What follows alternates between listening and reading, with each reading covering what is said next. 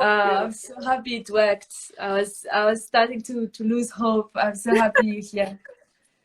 Welcome, Chanceline. Thank you so much for making it, for taking the time. Thank you very much. Thank you. I'm very happy to be here.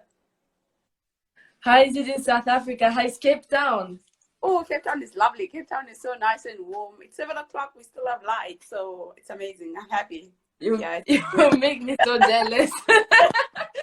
Yeah, here Germany is really a completely different story. We're here in the... Well, to be fair, today was sunny, but like different temperatures, I would say. Yeah. No, it was very hot, and it's such a beautiful weather. It's a pity that we still can't do as much as we can, but just a blessing to have a nice sun on our skins and stuff. So yeah. Nice. Well, Chanceline, thank you so much. You're opening the ball of Men Capital's life journey. Thank you for that. We're so excited to have such an inspiring entrepreneur like you to open our sessions and our conversations. Just for everyone that came to us today, we just want to remind that this is just an exchange where we want to discuss about your journey as an entrepreneur and see how Men Capital, as an entrepreneur supporter, as a financial advisory firm, we can support better and we can do our jobs in a more relevant manner in the African continent. So Chanceline, maybe for everyone that is watching us today, could you tell us more about Shika Afrika, how you came with this idea, how you developed it? Yeah, tell us a little bit more about your story. Oh, that's a lot. That's a lot. So my name is Chanceline Ngoie Tshomba, and I am based in Cape Town. And so I'm the founder of Shika Afrika. Shika Afrika came about.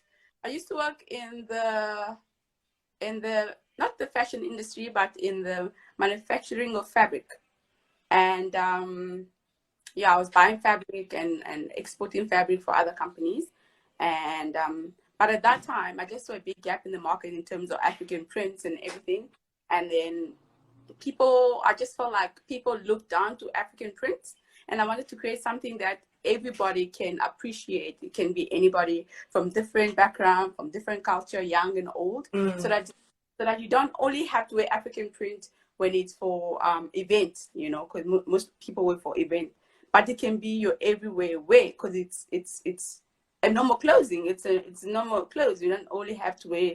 Yeah. So and that's all my goal and my aim to create Shika Afrika. And yeah, so I started really simple. I started just making little hebo because I wanted my niece to have like some African print accessory, and my friends liked them and just like, can we purchase them? And yeah, so I just started selling little hebos. Yeah.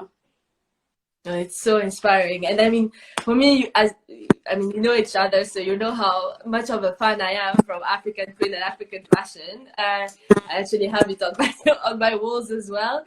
But it's something that I've seen a lot of entrepreneurs in Africa, especially women entrepreneurs, trying to start.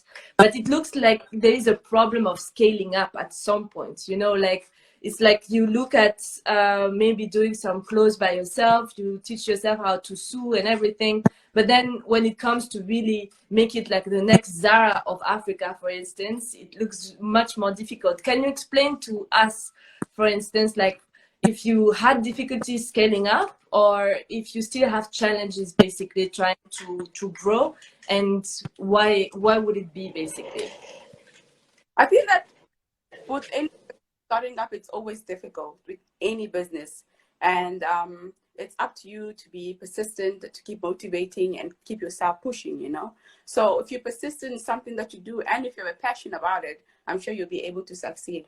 I do understand that there's a huge gap in the market because a lot of entrepreneurs don't get funding as they should get. Like I know for myself with my own business, I had to work some few part-time job to support my business, you know, so that I can have an income while I'm still trying to pursue this dream or this goal. But at the same time, I was very persistent. I did not give up, and I tried to find a way that I can try and fund my businesses. And within the African, I just feel like within the African continent itself, there is no much of that fund running, lying around for people to access. And that's why people feel stuck in terms of, okay, let me make this. And then other thing is most people don't know how to market the business. So maybe they're just selling to family and friends, and there's only so much family and friend can purchase from you, to support. So you need to find a way to market yourself at first, but the same thing, you need courage in order to push it. Yeah, it's very true. And actually, like on the marketing, like you've also tried to not only market your business, which you have really successfully do it even abroad, but you've also tried to support other entrepreneurs around you in South Africa. Can you tell us more about this platform that you also try to implement? Well, I feel because I know how difficult it is to start a business, especially for young women as well. It has always been difficult for women to be in business. And then so I have the potential and the skills, but they don't have the means or the platform to showcase their talent or to showcase their goods. And I know I was speaking to my sister one of these days. I'm just like, I wish I could create a place where young entrepreneur can showcase this stage. And I know before lockdown, there was it's a big trend. I don't know if it's worldwide, but I know in South Africa or in Cape Town, people will create markets for people to showcase their place. But it is so expensive to be at the market. You have to pay so much to be at that market, but you don't know if you'll cover your cost. So I wanted to create a place where we can have a market once a month, promote ourselves, hype ourselves, and still trying to make an income and stuff. So I started that. But due to lockdown, that would not continue. So I tried to create a page where I'll support other entrepreneurs, support other businesses, show, oh, this business exists. You can follow it, you can like it. And that's where we never know who follows it or who's going to be the next customer on my page. So that's why I started that. Take a chance to just, promote other businesses. Yeah, and it's really amazing because honestly, like when you start a business, there's a lot of upfront costs also that are very difficult to take on when you start. And if you already have to think about the fabrics and how to put it together, and then also market yourself and try to export, like it's very difficult. So it's really amazing what you're doing for those designers. And you were talking about funding earlier. Could you tell us a bit if you had experience, for example, with investors, or even if you went to the bank to have access to funding, and what was your experience basically with the finance industry? So for me, I haven't had any experience with the finance industry because I'm not of the South African native, so it's very difficult in terms of getting a loan, or anything. So I saved up. I worked part-time job and saved up all my money and invested in my business, because if you believe in your own business, so I saved up and invested all my money in my business and hoping and praying that it will come out to be something. So I haven't had any investors. I haven't had any loan from banks. So because I find like it's very difficult to access that fund. And at the same time, you just don't know what the outcome of the business is as well.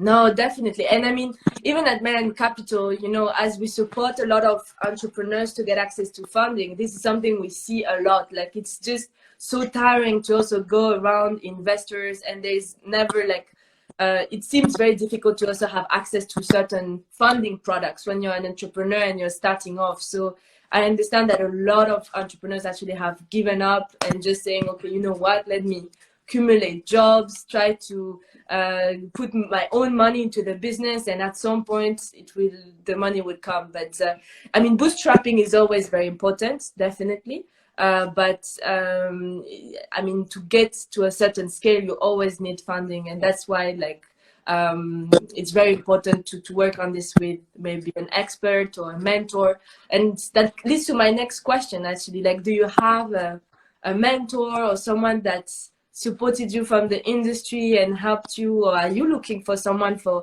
all of the people that are watching us today, maybe that can be also an expert in fashion that is looking at supporting businesses, inspiring businesses like you? So what is your experience with mentorship?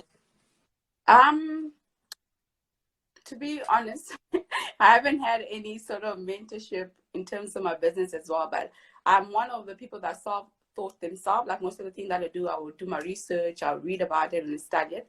But I try to be a mentor for other people starting entrepreneurship.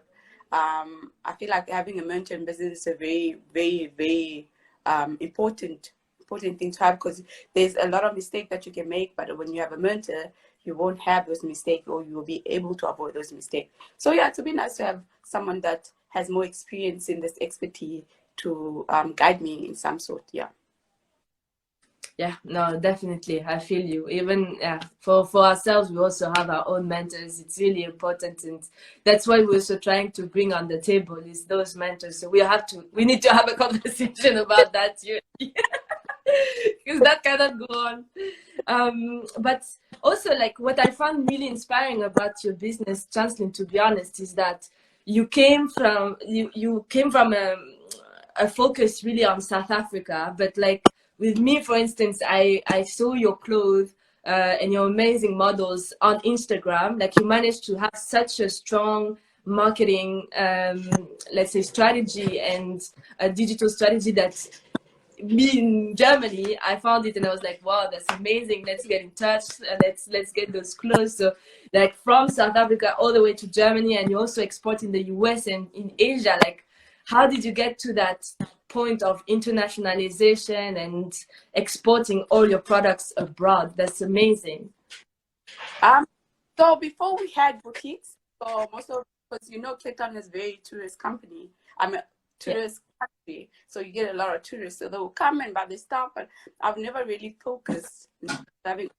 So I've always focused physical shop and stuff. But after lockdown hit, and for the first 2 months, I didn't know what to do, because there's no shop, there's no markets, and I need to find a way to find income to support myself. And so I thought of the idea.